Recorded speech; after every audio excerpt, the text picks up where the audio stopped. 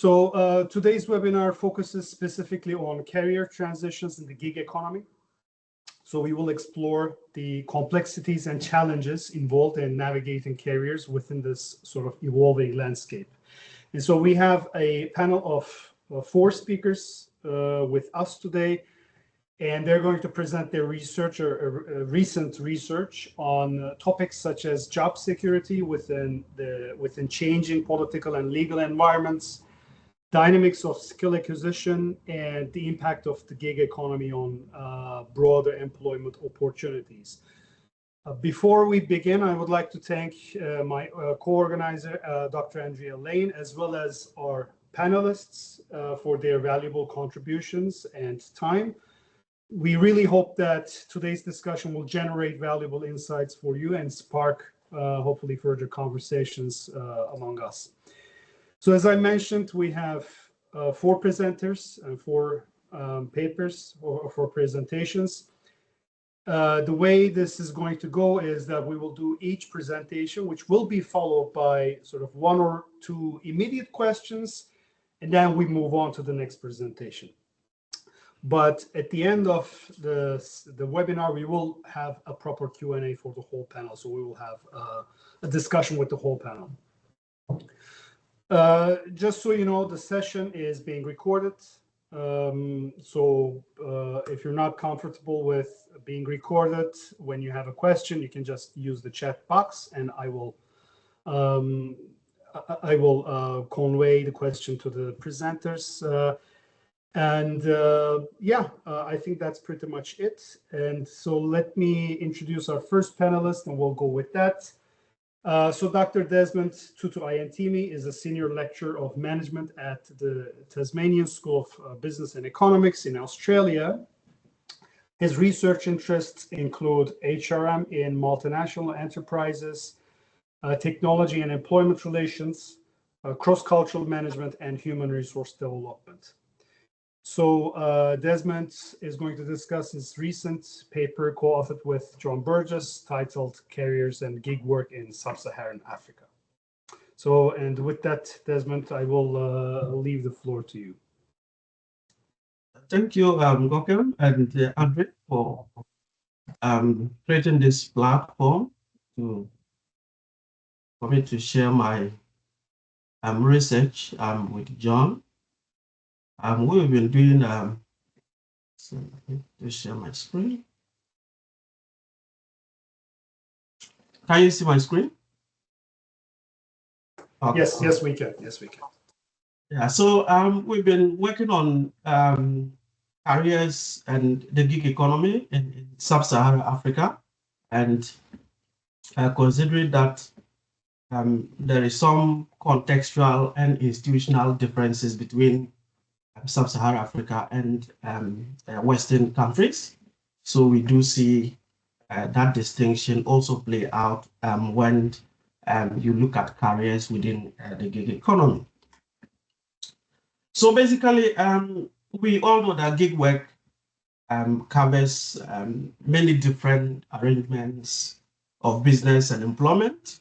And the key characteristic is that it is mediated by web-based platforms, which is mostly delivered using computers or mobile phones. And gig work mostly takes many forms beyond the traditional Uber, Bolt, or Deliveroo.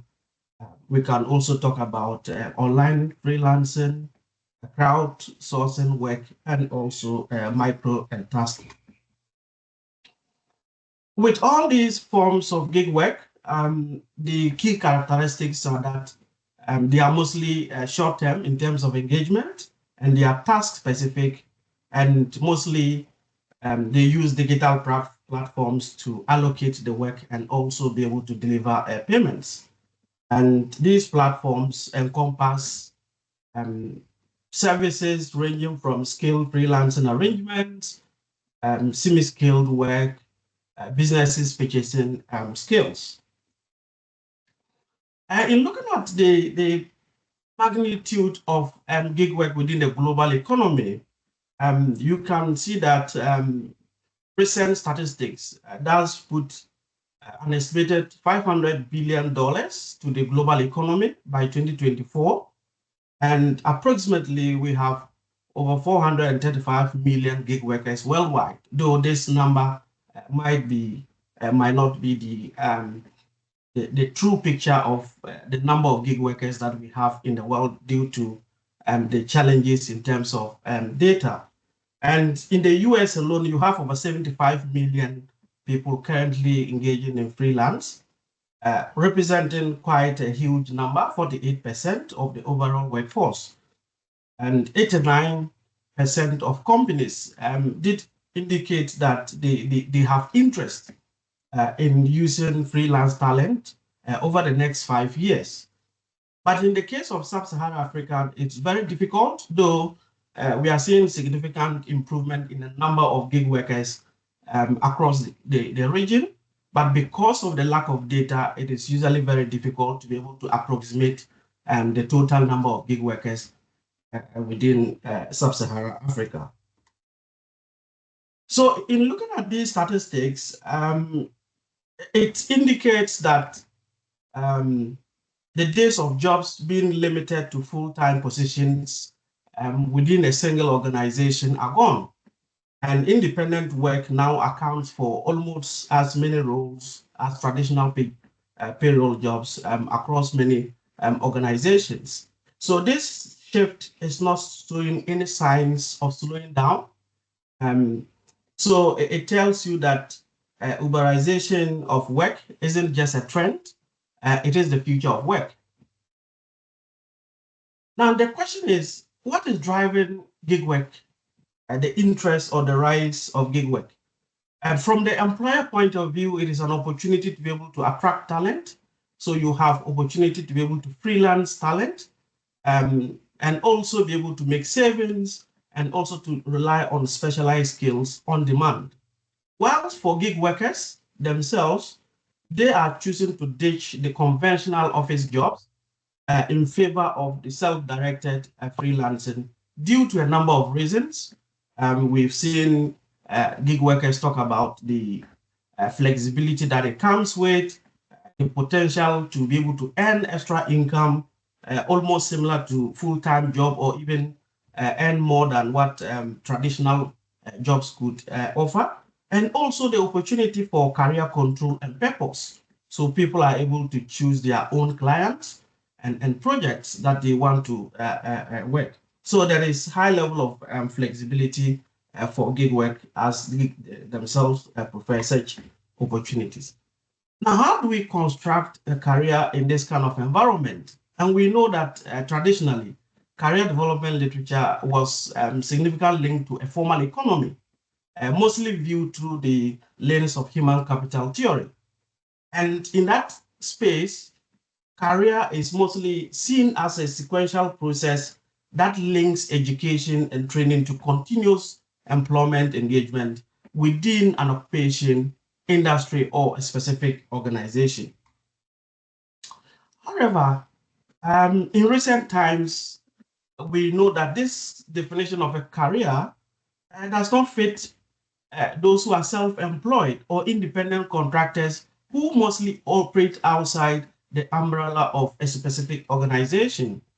So career development now rests on individual decisions, and a career is not defined by organizational boundaries or the continuity in employment relationship within a single organization, because we've seen the increasing trend in routine careers, boundaryless careers, seeing career mobility as well. So career development is now framed in terms of individual choices rather than organizational boundaries. So the traditional career model, which is organization-centric and mostly based on job security, and most of the time it assumes a seamless transition from education to work and on to a long life career. So this traditional organizational career model has come into question for several reasons. First, the smooth transition between education and employment is not taking place, because traditionally it is expected that one will complete a qualification and quickly be able to move into the job market quite smoothly. But this is not the case in recent times. And also organizations are becoming unstable because of regular restructuring and contracting out, which means that a lot of people are losing jobs in these kind of organizational changes. And then also a stable career path is not even guaranteed within public sector organizations because of privatization and contracting out of state organizations to ensure that they become more efficient and also be able to achieve higher productivity. And we've also seen rapid technological changes that displace and transform many jobs and occupations. In contextualizing gig work and careers in sub-Saharan Africa, you can see that the discussions of career and gig work is largely centered on its development in Western economies. And these Western economies are mostly driven by formal economic context and where conditions of work are mostly assessed against the standard employment model. So the concern in advanced economy are that gig work disrupts formal employment, employment conditions, and reduces the quality of work. Interestingly, in sub-Saharan Africa, gig work is seen as part of the informal economy and unregulated employment. So gig work occupies the space within the labor market that is already unregulated and informal. So the concerns are that gig work will rather offer opportunities to formalize employment and be able to improve the quality of work. So clearly, you can see the contextual distinction between gig work within developed economies and that of developing economies. So within sub-Saharan Africa, the formal sector is relatively small and traditional career models are mostly confined within the public sector and the few large private firms that operate within the region. And for most workers, unlike in advanced economies, careers in sub-Saharan Africa are constructed around precarious working conditions, self-employment, family work, and sometimes these individuals will have to engage in multiple jobs to be able to earn a living. And most of these jobs are mostly linked or located within the informal economy. So in looking at careers and gig work in sub-Saharan Africa, considering that there is high level of unemployment and underemployment, which are systemic across the region. So for much of the workforce, the challenge is about survival. How do we survive? So through accessing jobs as to when and where they can have access to those jobs. So we see gig work within that context to offer opportunities for irregular engagement and for developing a portfolio of multiple jobs because a single job may not be able to generate the required income for survival. So if opportunities within this environment, we see that gig work rather will create a large pool of opportunities for the significant number of unemployed youth across the region. But then the question is, in this kind of context, does gig work contribute to the development of a career? So in conclusion, instead of the traditional linear development process through which occupations or organizations with protections and standards, we see career within this context to be defined by informality, insecurity, and multiple job holdings. So within the gig economy, there are potential to increase employment opportunities in sub-Saharan Africa, but this needs to be addressed to ensure that there are formal standards in place to address the insecure nature of the jobs and to be able to support career development in sub-Saharan Africa. Thank you. All right, Desmond, thank you very much for this interesting presentation. So let's get one or two questions from the audience to Desmond. And feel free to sort of turn on your cameras or unmute yourselves, or feel free to write in the chat box as well. I guess we have a question from Yehuda.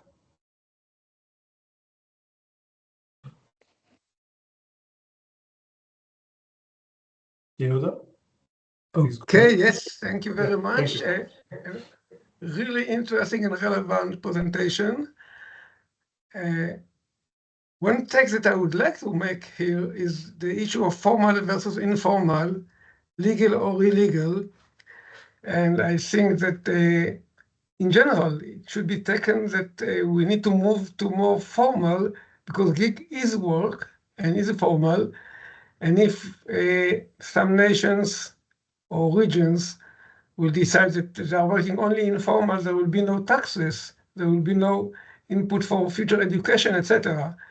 So the fact that the gig economy is unregulated is okay, but the fact that they don't pay tax is really, really bad message. So if you can reflect on this, and if you can at least organizers, if you can let people write things on the chat, because I'm disabled from writing or doing anything else. Thank you. Thank you very much, for the comment. And I think it's really important, because if you look at what is happening within the informal economy, where there are no formal labor standards or protection for workers, and because the gig work or gig economy actually arrived in sub-Saharan Africa, predating the existence of the informal economy. And that is where we see that it is an opportunity to actually formalize informal jobs, because with gig work, everything can be tracked. Allocation of tasks are all recorded. The payment process are all recorded. So it will rather be an opportunity for sub-Saharan Africa to actually leverage the opportunities within the gig economy, to be able to formalize all these informal jobs, to be able to bring in taxation, and also to be able to even incorporate proper labor standards to regulate employment relations within that space. So it's rather an opportunity, and that is where you can see that in advanced economies, they are more concerned about gig work eroding job quality, whilst in sub-Saharan Africa, we see gig work as an opportunity to be able to formalize the informal sector that is already been operating without any formal regulatory systems. Okay, we have one question from the audience. What are the challenges of regulation of job market in gig economy? And the question asked by Leipzig. Yeah, thank you very much. Yeah, so I think in the context of sub-Saharan Africa, it's something that most governments are still not paying significant attention to. So if you look at between 2002 and 2022 to 2023, you could see that there were instances where Uber drivers had to undertake strike actions to prompt government to deal with issues around exploitation by platform providers. So the challenge is that governments in sub-Saharan Africa are still paying little attention to the gig economy, even though there are prospects of regulating the sector.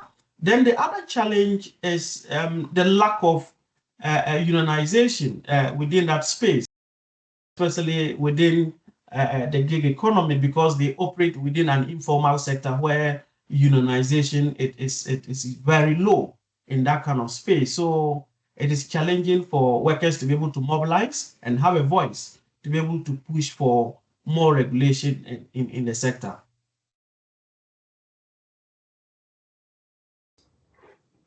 Okay,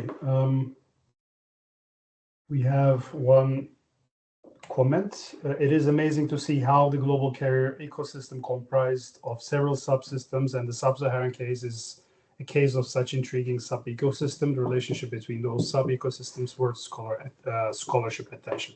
Okay, so I'm guessing with that, we will move on to the second speaker. Thank you, Desmond. Thank you very much. All right, next up we have Dr. Camille Desjardins, who's an assistant professor of human resource management and OB at the American University of Beirut, with research interests in organizational justice dynamics, gender career equality, and new ways of working. So she's going to present her recent paper, co-authored with Dr. Brennan Churchill, on women's experiences of gig work, a review and new gender agenda for the gig economy. So with that, the floor is yours, Clara. Thank you for the introduction, Gorkem. So let me just share my screen.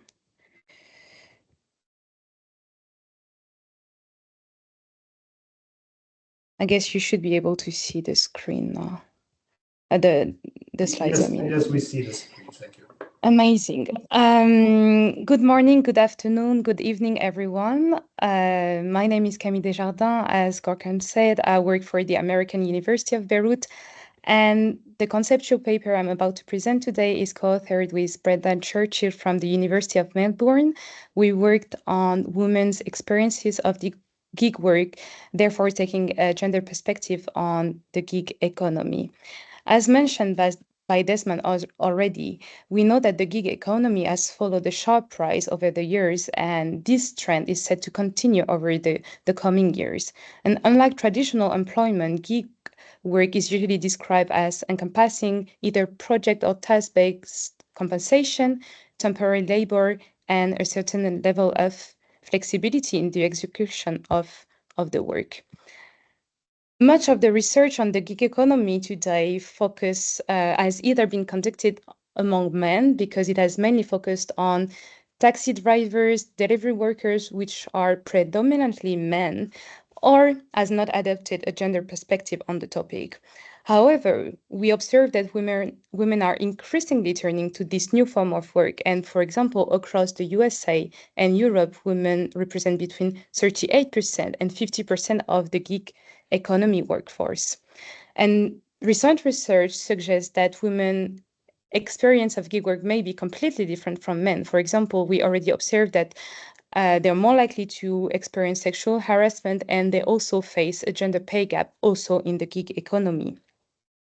However, today, our knowledge of women gigs work experiences remain quite limited and has tended to be scattered across different disciplines. So with Brendan, we wondered what is known today about women's work and career experiences in the gig economy.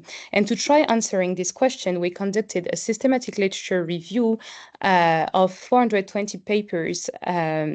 We only kept peer review articles, and we kept articles that were empirical or conceptual, that had women-only samples or mixed gender samples, where an effort was made to differentiate the result for each gender, and of course that offered insight into the topic of investigation.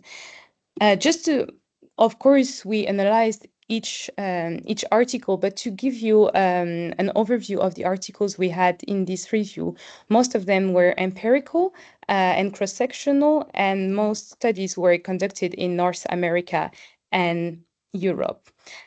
So the first question we try to answer with this research is, who are the women who participate in the gig economy? And what we found is that most of the empirical research focuses on women with childcare or other care responsibilities, maybe suggesting that many of the women that engage in the gig economy are actually women with care responsibilities.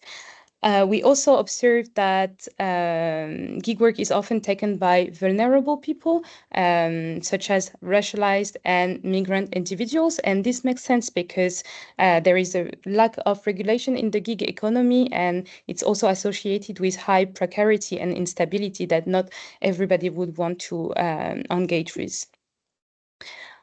We also wanted to know what kind of gigs do actually women do in the gig economy, and our research shows that the gig economy is highly horizontally segregated, and women are underrepresented in male-dominated fields such as STEM, and there is a high presence of women in writing, translation, creative, cleaning, and care work gigs. Of course, women face many constraints that can either push them towards the gig economy or constrains the extent to which they can engage in gig work. We found that the gig economy can represent an opportunity for disadvantaged groups who lack better options in the traditional labor market, which can be the case for migrant workers, for example. We also found that women's participation in the gig economy was higher in countries where there were lower rates of labor force participation, and that poor and exploitative working conditions in salary work, traditional work, can push women towards the gig economy.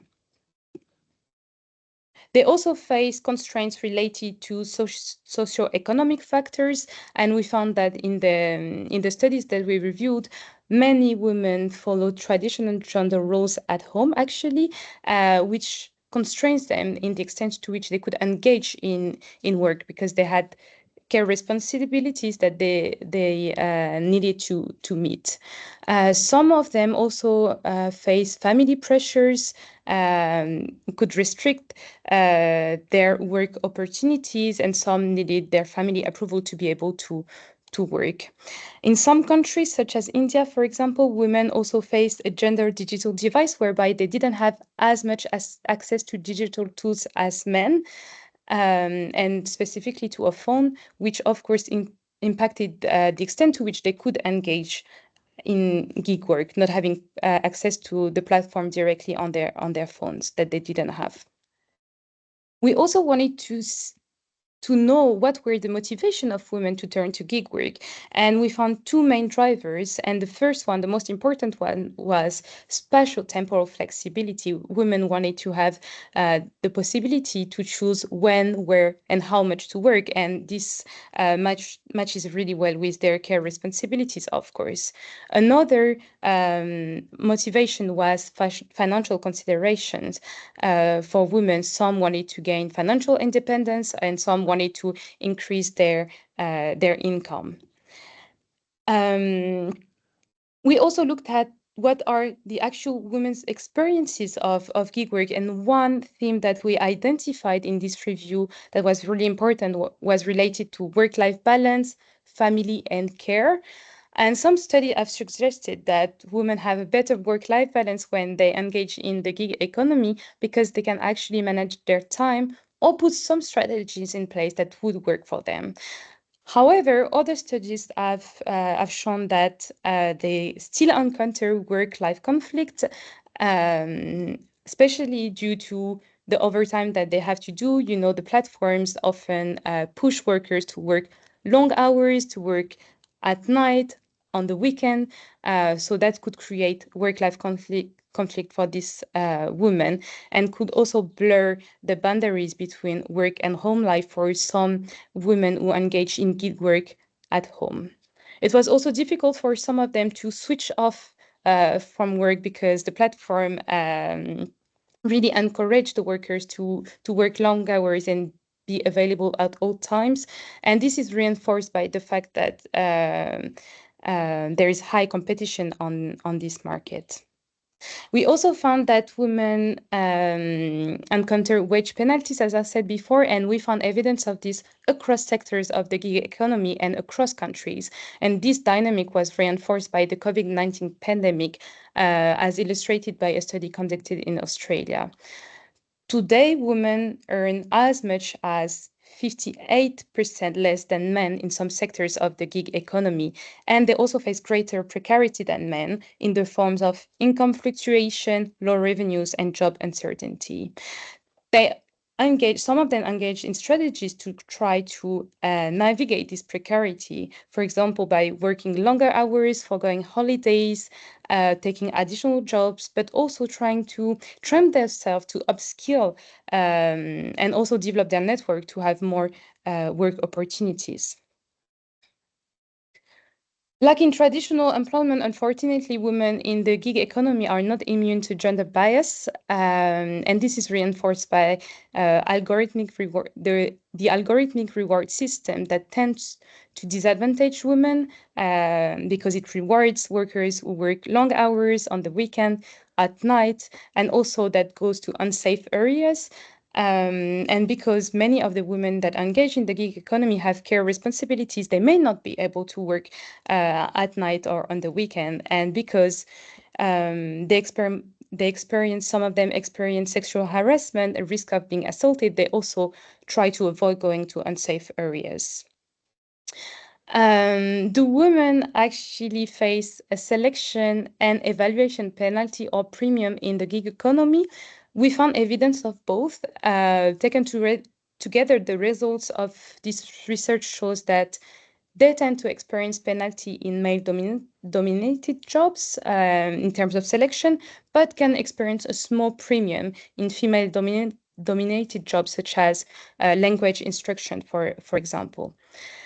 As I said, many women experience sexual harassment in the gig economy. For example, in Ecuador, 66% of women delivery workers report having been sexually harassed at work, and this can come from customers, but also colleagues, actually. And for those working online, some recounted experiencing cyber violence, such as being stalked online, but also being asked to put the camera on by customers and to wear underwear, for example. On a more positive note, though, many women in the gig economy try to create some sort of solidarity among themselves, both in the virtual and physical space. For example, some women created a trade union, started a collective action to try to resist the tyranny of algorithmic management and to improve their working conditions, even though, although platform management often repress these initiatives. Some women also try to develop some networks to support the carers, among them, such as women working would leave their children to other women who are not working at the time, and they would take turns to take care of the children of each other. Some women also try to resist gender-based violence by creating some in-groups to share some tips on how to resist this violence that they were faced to sometimes. Research at the intersection of gender and the gig economy has not focused so much on the consequences of gig work for women, either work or non-work consequences, but there are few studies on the topic, and they mainly show that women tend to have more working hour autonomy when they do gig work, but lower autonomy over the task, although they're still satisfied for some of them with their learning and development professional opportunities. And research shows that women tend to be more loyal to the platform than men. And these results were particularly true for low-income workers. Some studies have also looked at gig work and the health of women. They present contradictory findings. They have looked at the impact of gig work on the mental health of low-educated women, but also higher educated women with high incomes. And globally, the research shows that gig work tends to have a negative impact on women's mental health. For this research, we developed a framework that I will not present today, but basically that summarizes what I just said before. And I will conclude my presentation by presenting 4 avenues for future research on the topic of women's experiences of gig work. The first one is that with my co-author, we encourage scholars working on the gig economy to try to develop research that capture the temporal dynamics of women's gig work experiences. For example, it would be interesting to know how critical life events influence the transition into or out of the gig economy. It would also be interesting to know the short, medium, and long-term impacts of gig work on women's career trajectories. We also encourage scholars to try to advance research on intersectional and cross-cultural perspective on the gig economy. For example, it would be interesting to know how intersecting identities compound or mitigate women's vulnerabilities or advantages within gig work. The third avenue for future research is that we believe that scholars should more deeply engage with the work-life literature and platform practices because we know that there is a flexibility paradox behind doing gig work for women, and it would be interesting to know which forms of gig work can actually enhance women's control over work-life boundaries or exacerbate work-life conflict, and also to look at the strategies women employ to try to make this work for them. And finally, it would be interesting to further explore women's collective agencies and platform responsiveness. It would be interesting to know the condition under which women's solidarity networks can successfully influence platform policies, but also look at whether platform responsiveness differs across different sectors of the gig economy. Thank you very much for your attention, and I would be happy to answer your question if you have any. All right, Camille, thank you very much. Yeah, I think this is very interesting. I mean, you showed us, I mean, your systematic literature showed us many interesting findings, I think. But let's get one or two questions from the audience. And guys, please feel free to unmute yourselves and turn on your cameras as well, or just write in the chat box.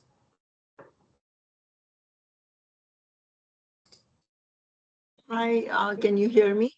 Yes, we can hear you, Sheila. Yes. For some strange reason, my questions are not coming on the chat, but I was asking Camille if she could share the name of the paper in the journal. I'd like to read it. Yes, so the paper is not actually published yet. It's in the publication process. But I could share with you the paper that was published in the Academy of Management Proceedings if you want, Sheila. Okay, thank you. That would be really nice. Andrea, I believe you also have a question. Do you want to? Yeah, just like maybe building on what Tasman said earlier.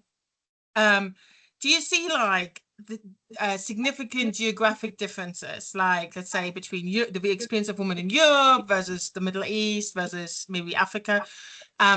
And do you actually see research mostly based in Europe or Anglo-America, or do you see there is actually research on the topic as well and included in your study from outside the Anglo-American context? Yes, of course, I think, and this is also one of the suggestions we have with Brendan, is that we should conduct more research, cross-cultural research, because the experience of women in the gig economy is likely to vary a lot depending on the culture or the country they are. There are some countries that are more affected by patriarchal norms that will prevent women from fully engaging into gig work, for example. So we need more research, like looking at the differences between women across the world. Even though I mentioned at the beginning that most research has been conducted in Europe and the USA, we still see some research in other parts of the world, such as Asia, for example. There are a lot of research on the gig economy in China, and some of them also look at take a gender perspective on this. And I'm thinking of the work of Kwan, for example. We also see some research in India a lot, actually. We found some research in India about taking gender perspective on the topic as well. And it was also very interesting to see what women are confronted to there. Like, for example, the gender digital divide is maybe not something we would, like women would face in other regions of the world. So yeah, I can only encourage scholars working on the gig economy and taking a gender perspective on this to try to do cross-cultural research. And this could be maybe a project we could develop together if people would, if some of you are interested. Perfect. All right. Thank you, Camille. I think we're going to move on. Thank you very much for your presentation. Next up, we have Dr. Clara Zwettler. Oh, actually, we have one more question. So if we can be kind of quick, Lev, please go ahead with your question. Yeah. Thank you. In fact, my question is in the question answer box also. If you want, you can see that. Probably it is there, or I can ask online also. No problem. Could you see my question in the QA box? Yes, you need to use the chat function, not the Q&A, please. So, but anyway, the question was, did you notice any impact of the gig work on the delay in getting married or delay in childbearing? Yeah, that was the question. Thank you. Yeah. So did we observe any impact of gig work in delaying having children, right? Is that the question? Or marriage, yeah.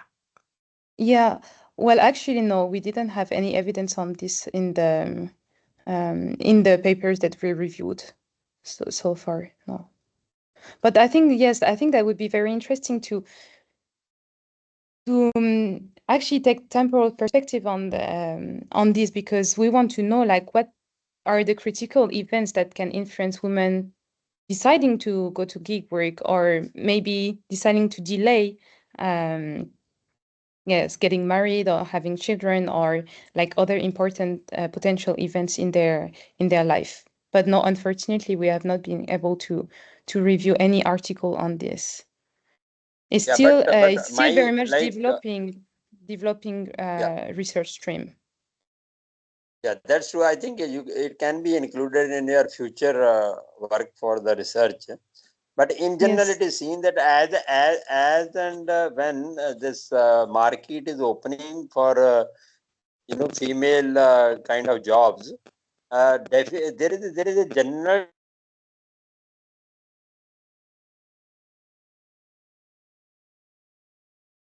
I don't know if it's my connection or if it's.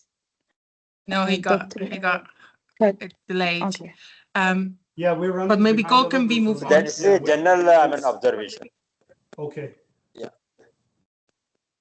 So yeah. Let's keep that question at the end, and because we're running a little bit behind, so let's move on to our next presenter, if that's okay. So just a short introduction. Dr. Clara Zwettler is a postdoc researcher at the University of Freiburg and a psychotherapist in training. Clara will discuss today her recent paper, co-authored with Caroline Straub and Daniel Sperg-Straub, kicking off a gig work career, unfolding a career learning cycle of gig workers. So Clara, please go ahead. The floor is yours. Thank you very much. So I will add a little bit maybe to the first presentation of Desmond, since he looked at Sub-Sahara, a special context where careers of gig workers unfold. And we will now zoom in careers of gig workers in Switzerland, so also very specific geographic context. So please keep this in mind when you think of my presentation or listen to our results of our research, is that this is a really highly specific context where there's very high wages, very strong working conditions, very high standard of living, so a very different context.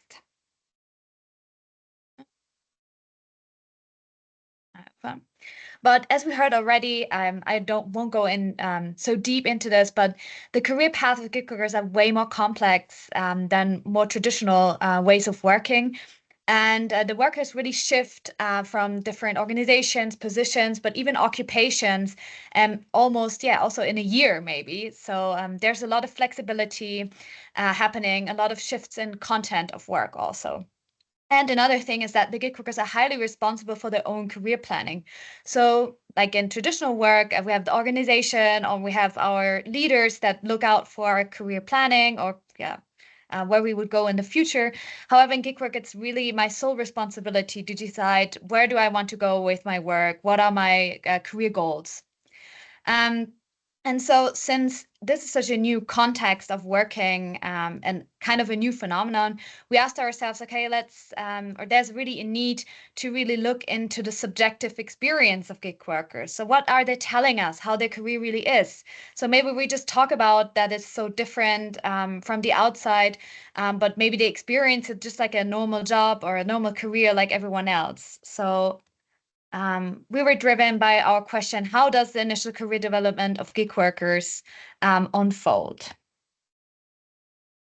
From a theoretical perspective, we applied the career learning cycle theory. And this is, however, a view on careers that's developed on more traditional careers. So people that go through more of linear career cycle or linear career stages. And there are 4 stages: the exploration stage, the trial stage, the established stage, and the mastery stage. And after successful completion of one career learning cycle, this leads to a better fit between the individual and the work role. However, we asked ourselves, so how is this in gig work, where we work in not very formalized contexts and where there's a constant need for adaptation. So every week or every day, I meet new clients, new teams, new organizations, new contents. So how does the career unfold in this kind of context? We applied a grounded theory approach, and we interviewed 49 gig workers from Switzerland, mostly with a Swiss national status or Swiss resident status. And to really get the full picture of a career, we had workers that were relatively shortly in the gig economy. So up to, up to 12 months, or then 13 to 24 months, or 24 to 134 months. So we have a different level of experience. And we asked him to do retrospective sense making. So we really asked him, so how was your experience from the first time that you actually put a profile up on this kind of platforms? And how did you manage then to actually get a gig, to work there successfully? So what do you think were the different processes or the different experience that you went through? And we came up with this model based on the experience of this 49 gig workers.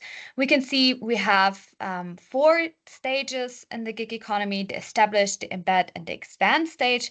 And we specifically also focused on the triggers that really induce learning for this kind of gig workers and the different challenges that they need to go through.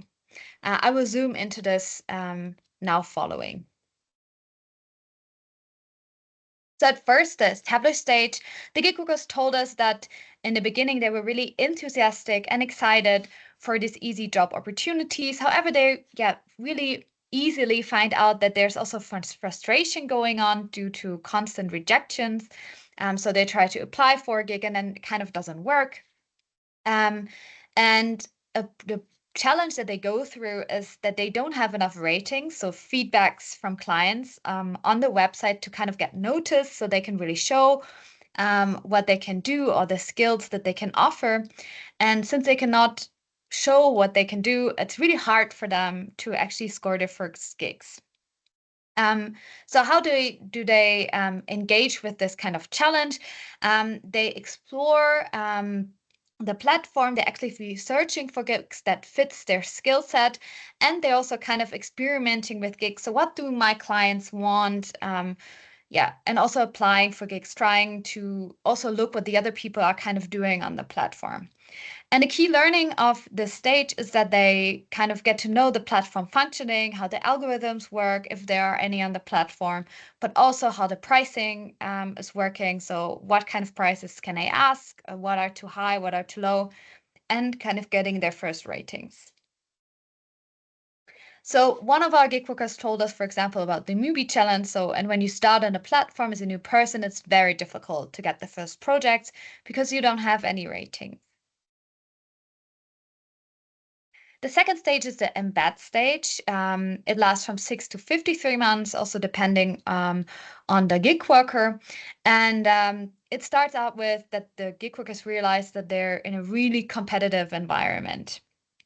And so they kind of realize that they strategically need to adjust their profile to really find a unique selling point that makes them different from other gig workers to really score the gigs. And also like how they also engage with this challenge, what kind of behavior they engage with is relationship building efforts with the clients. They really try to engage in good communication behavior and networking, also then showing that this is their unique selling point, that they're different than the other gig workers. However, they also experience a lot of conflicting emotions, which is also described in other research as kind of emotional labor. They have gratitude over the or good relationships with the clients, but they're also often upset due to conflicts or when the projects are not working as they anticipated. In this stage, they obtain new skills. For example, one of the gig workers told us that they learned new music production skills, which they also advertise on the platform in terms of their unique new selling point. But also they get more self-confidence. So a lot of gig workers described us that they overcame their shyness and that they're now more openly approaching clients. One quote of our gig workers is, "You don't have to say that you care about perfect results and quality leads, etc. You have to be specific in your own way. So don't just restate what, for example, ChatGPT gives you to put on your profile. You really have to be specific and finding unique selling point." In the expand stage, we see that the gig workers describe a rise in requests or gigs and that they now need to find a balance between the quality and the quantity of their work. And they counteract or engage with the challenge by creating kind of safe spaces for them, establishing personal boundaries for work integrity, so really communicating to the clients, these are my rules that I work with. And now at this point of their career on the platform, they can also selectively choose gigs. So before they kind of took everything that they were able to get, but now they get more selective with gigs and clients. And also an outcome from the stage before where they had a lot of conflicting emotions and emotional labor they had to engage in. Here they have like achieved higher emotional stability and conflicts. They don't care so much anymore. And they learn how to manage the technical restrictions or limitations of the platform. So, for example, one of the gig workers told us that, for example, he was having an Excel sheet where he was tracking the times where most gigs are posted and trying to be online during that time. So the gig workers describe us as the challenge of the expand stage. They need to find that balance of what's enough or not too much, but not too little to work. So this is really an exemplary quote of this balancing challenge. So in terms of what our paper is telling about or adding to the understanding of gig workers' careers is that we also see environmental triggers of gig workers' environment actively shaping their careers. So the platform or how the platform works influences their experience. We could also see in terms of time-wise is that the career learning cycles in gig work are way faster and more dynamic. And we identified also specific career-related challenges in gig work, so namely the newbie challenge, the relational positioning challenge, and the balancing challenge. However, again, I want to keep in mind that we looked at a highly specific context where the people really need to earn a lot of money to sustain their living because the living standards are really high in Switzerland. And we also looked more only at successful gig workers. So the question or how the career of successful gig workers unfold on the platform. So the question remains, who drops out in this career learning cycle? And I think this is also a fruitful avenue for future research to also look at gig workers failing in the gig economy. So thank you for your attention, and I'm open for questions. Thank you very much, Clara, for this interesting presentation. Okay, so I think we're running a little bit behind the schedule, so I'm going to get one question from the audience so that we have time a little bit at the end. So one question is, how many different contexts impact the career learning based on your model? And the question by Gamze. Could you elaborate a little bit what do you mean with different contexts? Hello, yes, sure. Yeah. I mean, like different countries. I was just curious about, in your opinion, or maybe based on the discussion of your findings, how would you comment on the applicability of the model and which key components might be different in different cultural contexts? Yes, I mean, that's a very good question, and also a question that we asked ourselves during this research, because since the labor market in Switzerland is so highly specific, it's probably applicable to other European countries, but however, it remains unclear, right, how this career learning is actually on the platforms, for example, in Sub-Sahara or in different parts of the world. But I think specifically, it's a difference maybe how long the people are engaged in gig work. Maybe, I mean, we could see that the people are in a long period of time engaged in gig work when they are successful in this. I don't know how it is in other countries. Maybe a lot more people try to get a little bit of money, and they don't need to sustain their living primarily due to this platform, or just add a little bit of money doing gig work. But yeah, I think it's an open question, to be honest, and I think it's probably very different career learning in different countries. Okay, are there any more burning questions, or should we move on? Okay, I guess we should move on. Thank you very much, Clara. Okay, so the last presentation is by Dr. Dominic Coast, who is an associate professor in the Department of Leadership and Organizational Behavior at the BI Norwegian Business School. Her research focuses on telework and home office, interpersonal relationships among employees, communication processes in virtual teams, and digital labor. So today she's going to present her recent paper, co-authored with Dr. Christian Fiesler, entitled Identifying Career Trajectories in the Gig Economy from Professional Career to Anti-Career Paths. So Dominique, thanks for this presentation. So the floor is yours. Thank you. Can you see my screen, the slides? Yes, we can great. see. Thank you. Well, thank you for the introduction, and thank you for inviting me to being able to present our book chapter. So this book chapter was just published in the handbook Careers in the Gig Economy. So if you're interested to to read more in the other chapters, then yeah, the book is out now. Well, so this theoretical paper is built on previous work that we have done, empirical work that I have done with Christian and other colleagues, where we looked at, okay, what makes people happy in the gig economy, or can we even talk about a career in the gig economy? Because in a traditional sense, of course, as we also already heard also in the other presentations, there are a lot of characteristics in the gig economy where one might argue that a career is not really possible. So I asked actually ChatGPT to make to kind of make a picture of what a career looks like. And as we also can see here, right, it's this high achievement and reaching to this kind of greater goal, right, reaching the light and everything. So that's why we wanted to explore this even further.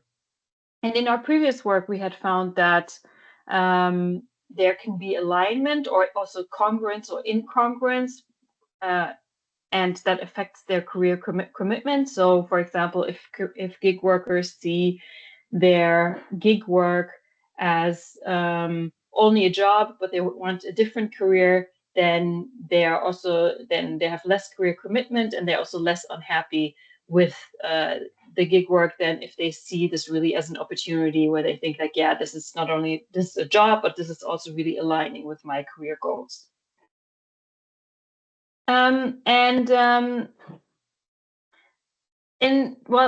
Traditionally in the management literature, we see that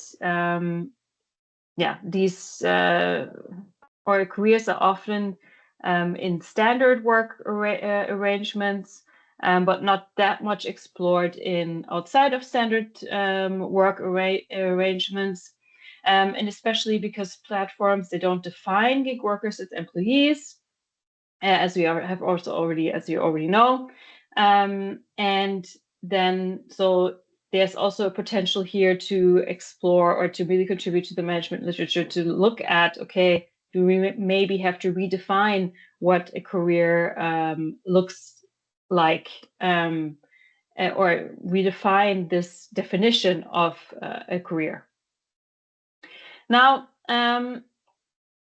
theoretically, of course, the concept, we really have to ask ourselves also if the concept of career doesn't really make sense, because in a traditional career, there's consistency, right? We stay on this path that we have, and it's also relationally, it's in relationship to other people, to clients, or to also traditionally organizations. And usually in a career also has a name or a profession attached to it. And usually you're also local or locality. But in the digital career or this gig economy career, we can see that it is rather inconsistent because it's a composite of different jobs that occur in parallel, and it's not bound to any physical entity or organization anymore. And we also don't really see that it's not really a profession in a way. And it's, of course, unbound because you can work anytime and anywhere. Now, one thing that we also discuss in our paper is, okay, the reasons that people enter the gig economy for different reasons might actually shape also the way if they see this as an opportunity for a career development, or if this is rather like only a necessity in a way. So here because we know that people enter the gig economy, for example, if they have care responsibilities, either for children or for elders, or they just see it as, well, you know, I'm a student, I want to earn some extra money. So these are, of course, maybe positive reasons to enter the gig economy because of flexibility and for extra income opportunity. And you also then have the freelancer, right? So the income is supports another career. While on the other hand, we also have people that enter the gig economy out of necessity because they're pushed into it because of economic reasons, for example, unemployment, or other financial reasons. And of course, then the question is, so do they really see this as a step into another or in a career path, or is this just something that they do temporary? And then how does that develop their idea of a career and what a career looks like? Now, we looked at these reasons together with, so the whole paper is built on based on Boundaryless career outlook in a way, because there we then discuss how these reasons that you enter the gig economy kind of mix with, okay, what kind of boundaries do people or do gig workers face? What kind of career boundaries do they face in the gig economy that can actually restrict their development or that can enable their development? So here, the literature differentiates between interorganizational boundaries and intra-organizational boundaries. So interorganizational boundaries are boundaries that are outside of an organization. But here, so we could maybe talk about, okay, those are boundaries that maybe hinder employees from having other jobs outside of the gig economy, so from leaving the gig economy, while intra-organizational boundaries traditionally were then boundaries that were inside of the organization.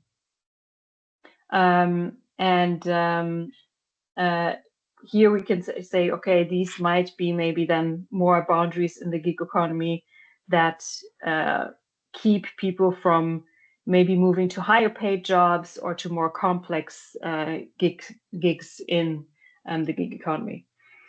So traditionally, as you also already heard in the first presentation, so boundaryless and protein careers, of course, they always have this goal of self-fulfillment in a way. But then we really have to ask ourselves, is that actually possible? And are there actually other alternative trajectories to only achieving kind of this self-fulfillment? And we have identified in this paper 3 potential trajectories. The one is entrepreneurial careers, the second one is non-committed careers, and the third is antagonistic careers. And we define that as, so entrepreneurial trajectories, they have low income dependency. Here people have are higher skilled, they have a hybrid career, they might have their own business and then earn money more on the side, or they do other gigs to build the necessary skills to move in and out of the gig economy. So here, this is really more like a seen as, okay, I can integrate this into my next career step. Whereas the non-committed career trajectories, we have people who are thrust into the gig economy by the labor market pressures, and they see this as, okay, I'm going to do this for a while, but then I would rather look for work outside of the gig economy. And they experience maybe more boundaries and also higher income dependency than the entrepreneurial careers. And last but not least, we have also defined the antagonistic career trajectory. So that's this disgruntlement towards the present status and future possibilities. And these are defined by this intense reliance on the income in the gig economy, and they have more significant career restrictions and would need a higher need for career enhancement. So we have these different, so kind of from positive to more these maybe negative definition of careers. So in conclusion, careers may not always be something positive as it's traditionally seen, and the gig economy can offer a multitude of opportunities, but it's not a one-size-fits-all solution because people enter the gig economy for different reasons and therefore also experience different types of boundaries in the gig economy.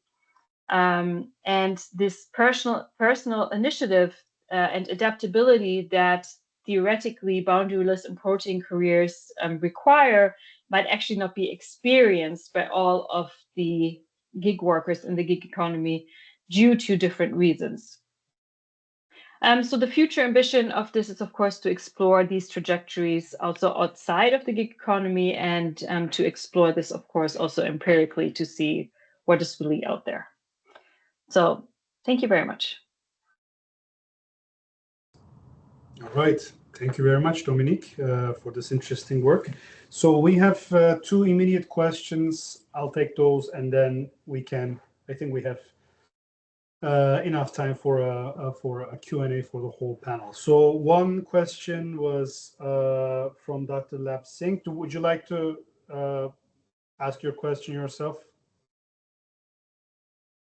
Yeah, that is actually, so thank you so much. And no doubt the presentation was very good and wonderful. My question was actually relating to the mobility and the connectivity, how it impacts the choices of the gig workers in this job market. So do you mean the mobility, like moving in and out of the gig economy? No, sir. No, man. This is the mobility to go to the workplace, or maybe it can be micro or macro mobility. Yeah, that is kind of transportation, you can say. Okay, that is from the mobility, physical mobility, physical movement. And the other one is the connectivity. Like, we are now well connected, we have communication facilities all along. So given these two, they are now talked about in relation to the sustainability also. Okay, so the workers choices will depend upon these two facilities also, like mobility or connectivity, to make choices whether they should go for gig work or not. That is my question. Like, what are your comments on that? I mean, there is a lot of scope for future research in this correlation. So that was my point. So if you mean physical mobility as in geographical movement, then of course gig workers are not geographically bound to. I mean, they can basically move around and work from anywhere. I mean within the city also, from their workplace, from their residence to the workplace, or maybe if we we facilitate their movement, even to get to improve their work life balance also. If we make it easier for them, probably they will go for the gig work, isn't it? So that was the point. Yeah, if you so it creates flexibility for them to work whenever they want, and if they want to work from home, or if they want to work from a cafe or whatever. That's of course the allure, the potential allure of the gig economy, which may seem then as boundaryless in that sense, but is it really? Because they do face a lot of boundaries because of different reasons. Thank you. Shahla Arifin. Thank you. My question is to Dominique and Desmond both. I may have missed it, but I'm under the impression that your papers are not empirical. I couldn't see any data in either one. Are they conceptual papers? No, but my chapter is a concept. Our book chapter is a conceptual book chapter. Yeah, that's correct. And what about Desmond? Yes, it's a conceptual piece.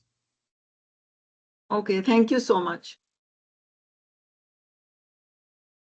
All right.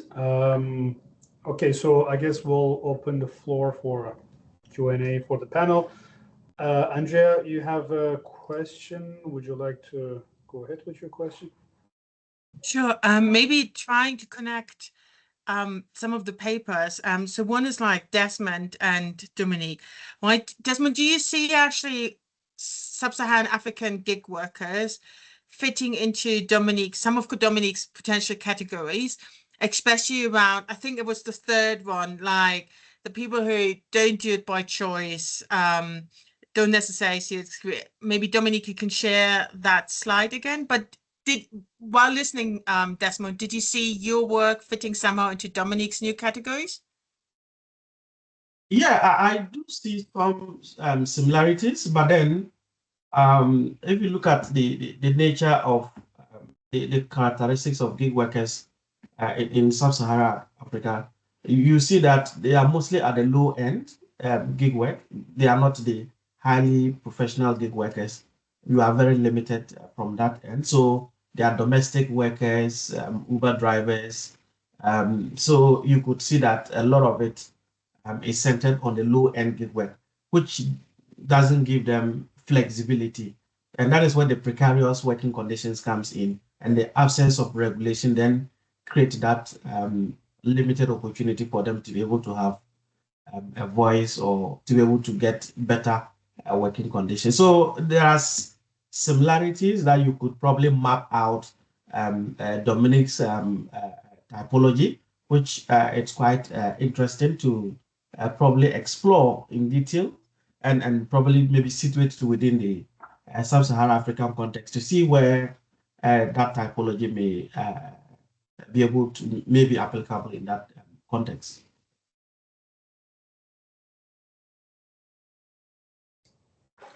One question from Jeremy Lewis. Jeremy, if you could unmute yourself. Yeah. Yes, hi everyone. So this question is directed toward, I guess, the whole panel.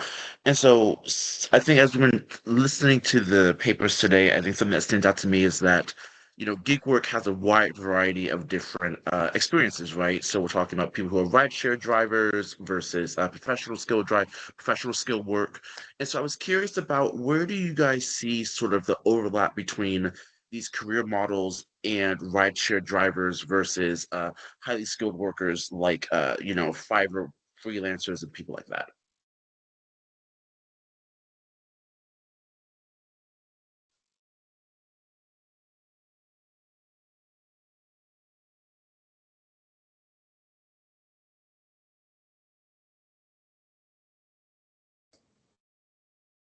So maybe I just answer really fast, because this is also a question that I got asked by reviewers a lot, because we looked at different workers, right? So delivery drivers as well as very high skilled workers that, for example, did business plans. And yeah, so the content of the work can be quite different. However, the structure of the platform and the way of working, so this insecurity in terms of where do I find my next gig and interaction with the clients. So the triangular relationship of work is, no matter what kind of content you do in gig work, quite similar. However, there is some kind of difference in terms of the people that work location based, so that work in kind of like delivery services compared to the people that work solemnly online on the platform. Different problems arise with this. For example, when the people that only work online experience that they're more lonely, for example, and yeah, work really a lot more by themselves. And the people that work more location based, for example, delivery drivers, then also have different risks associated with it in terms of, for example, injury. However, the work experience doesn't matter so much on the content, rather as an overarching denominator for our research specifically, we said, okay, so there are experiences that are similar in terms of working through this platform. So yeah, the triangular relationship specifically, and then also the experience with algorithm, clients, all these kind of things. But I think it's the same with more traditional work, right? So we try to think of categories, how to group workers together. And yeah. Thank you. I just wanted to add that while yes, of course, the algorithmic management side of this is they share in common. I think that if you have the highly skilled gig workers, like the entrepreneurial ones, I think they're much better at managing the boundaries. So, and they can be much more selective in choosing the better paid gigs than the gig workers who are at the lower end, who just have to make ends meet because they just have to choose whatever kind of gig kind of pays the next bill. So they don't really have that flexibility. And that also means that they're more restricted in developing the necessary skills that they would maybe need to either move out of the gig economy or to maybe grow into more complex gig work, because they just have to, they just have to take whatever they can get just to make ends meet. So they have a lot more pressure, while maybe the ones that are more entrepreneurial, they have more flexibility into being really selective, like, okay, strategically thinking this next skill that I would need, then I would choose this gig or choose this task because that would be instrumental for me or strategically more important. And actually, I have a follow-up question to that, if that's okay. Okay, yeah. So I guess interestingly, I'm thinking about sort of, I think as you mentioned, Dr. Cost, about the different skills that you can develop, as a, Fiverr worker, freelancer versus a gig worker, a rideshare driver. And I guess what I'm thinking is, like you mentioned, is that there's a different opportunity cost when it comes to that next stage in your career potentially, right? I think as a freelancer, you're developing a skill that you could potentially turn into a traditional job, whereas a rideshare driver, there isn't really that same upward mobility. And so thinking about career trajectories or the future of research, where do you sort of see maybe a need for qualitative research or empirical research to better understand sort of the career trajectories of rideshare drivers specifically?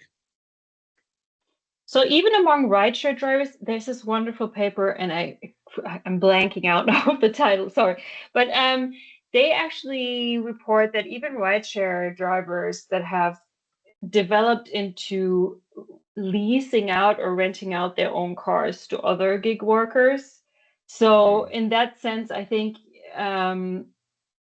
they also see then more opportunities because they're earning then money of other gig workers as well. But of course, that requires that you have a lot more capital behind you, right?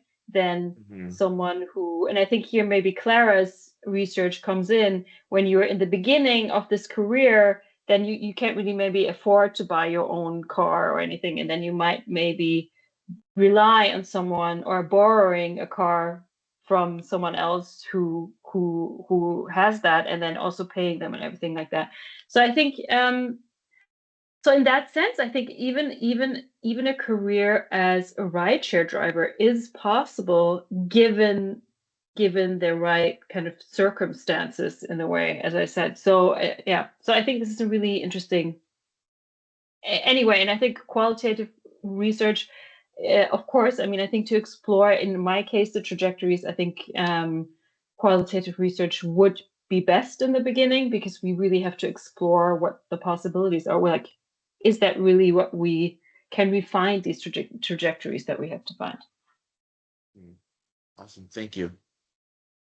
And just to add to Dominic's, if you look at the situation in sub-Saharan Africa, especially with the ride sharing, whilst in the Western economy, these ride sharing, probably the cars are owned by individuals. But in the case of sub-Saharan Africa, there's another layer of that relationship because most of these cars are not owned by the users.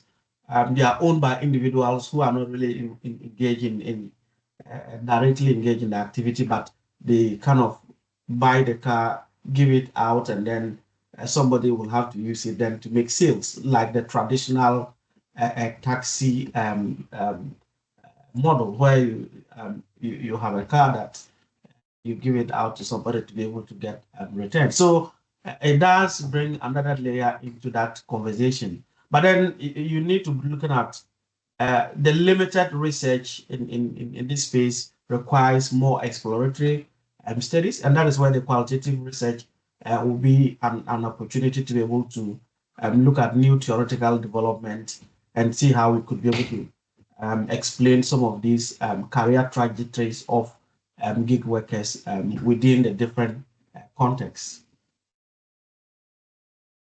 Thank you. Okay. So one question from Dr. Lap Singh. Would you like to go ahead? Yeah. Yes. Thank you very much. Like, I think my attention was going a little, on the wider scale, in a way that these days we talk of a sustainable economy, which is possible if we take care of that, net zero emissions and all. Then we talk of the circular economy as well. So somewhere there is a linkage between the circular economy and the gig economy, because the kind of jobs which are being generated as part of our circular economy to reduce the wastage, to achieve that that objective of net zero emissions, and then a whole lot of waste management and all. So the jobs being created under the philosophy of being a circular economy, there is a relationship between gig economy philosophy and the circular economy. So I would like to request the panelists to devote a few minutes on this also. I mean, what is the relationship and what is the scope of future research in these two? So thank you.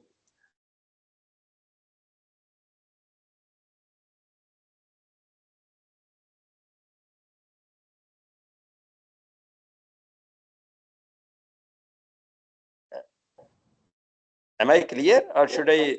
Yeah.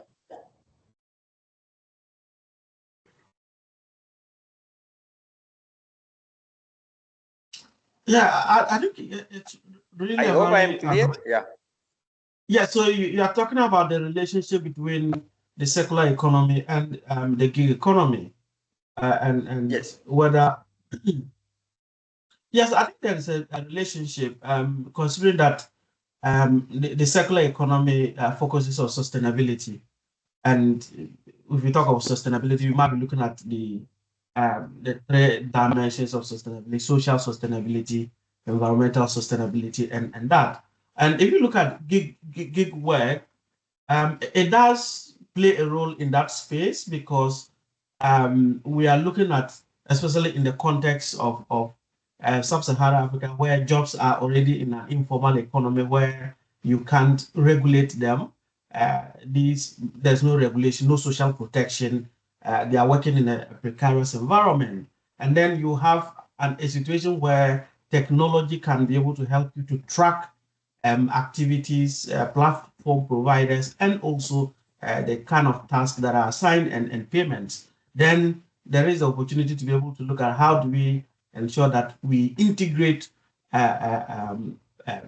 proper labor standards to be able to generate some social protection, which then explains some elements of social sustainability.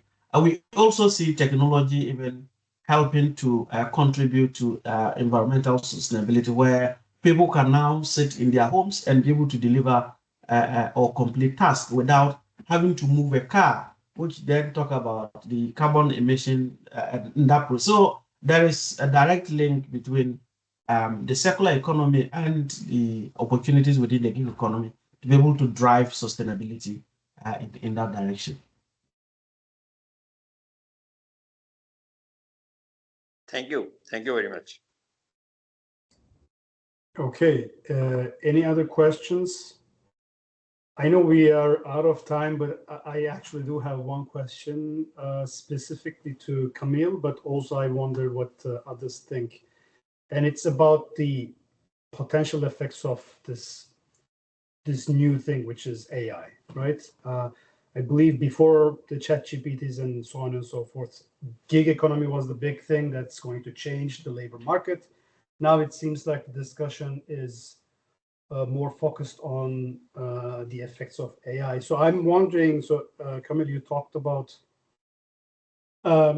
gender differences in gig economy, and I wonder how this new breed of AI technologies might affect. I mean, your systematic literature maybe didn't have that, but I actually really wonder what you think. Because if occupations that are more likely to be affected by this new technology, predominantly occupied by, let's say, female, female workers in the sort of gig economy, then it might be the case that in the future we're going to see the gender difference to be even higher. So what do you think that the effect is going to be in that sense? And also, I wonder what really others think on this as well. Yes, thank you for your question, Gorkem. Like, we already see that AI does have an impact on women's work experiences in the gig economy at the moment. If we look at how algorithmic management influence their experiences and their earnings as well, because like we see that this algorithmic management push people to work very long hours, will reward those who work long hours, will reward workers who work weekend at night. They will also give them the best the base rights, for example, if they're taxi drivers or delivery workers. So it already has an impact. And if your question is about how these new tools such as ChatGPT will impact the type of task that women will be able to do, yes, this is worrying because, for example, we see that there is a high presence of women in translation job, for example. But we see that there are now very, very good tools that can help you translate So these jobs may mostly disappear. So I think that's something that we need to look at in the future, because maybe women will be affected by, like, most affected by this. But at the same time, they also do a lot of on-site jobs, such as domestic work or cleaning work, that I don't think AI will replace anytime soon. Of course, we see that some robots are being developed, but at the moment, it's not enough to be able to do this work. So. Yes, it's something that we should investigate in the future.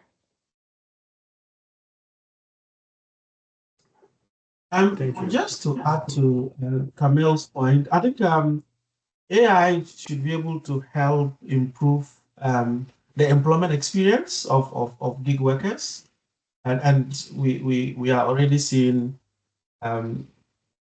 AI being used in a lot of HR roles to ensure that they help improve the overall employment experience of workers.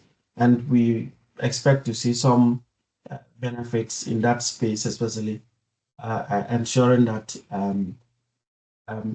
it helps to generate more value for gig workers in the future. Sorry, it's not over. I need 5 more minutes. I'm sorry. Whatever you want to say. I'm sorry. It's okay. All right. Any questions? Anything else that we want to add? All right. Okay, guys. Look, thank you very much. We really hope that you found today's discussion insightful. It is our hope to build a community in this field. So we really hope that it sparked conversation among researchers. And just so you know, that our next webinar is going to be on the role of emerging technologies in carriers, as Andrea put on the chat box. So we really encourage you to stay connected with us on LinkedIn, where we announced the upcoming webinars and other activities. And so with that, once again, thank you all for your participation. Thank you, Desmond, Clara, Camille, and Dominic for your participation as well. So we look forward to seeing you at the future events, and hopefully see you in Copenhagen as well. Thank you for organizing. Have a good week. Thank you, everyone. Yeah. Thank you. Bye. Thank you. Bye, Bye. everyone. Thank you very much. for attending. Bye-bye. Have a Bye. nice time. Have a nice time. Thank you. Bye.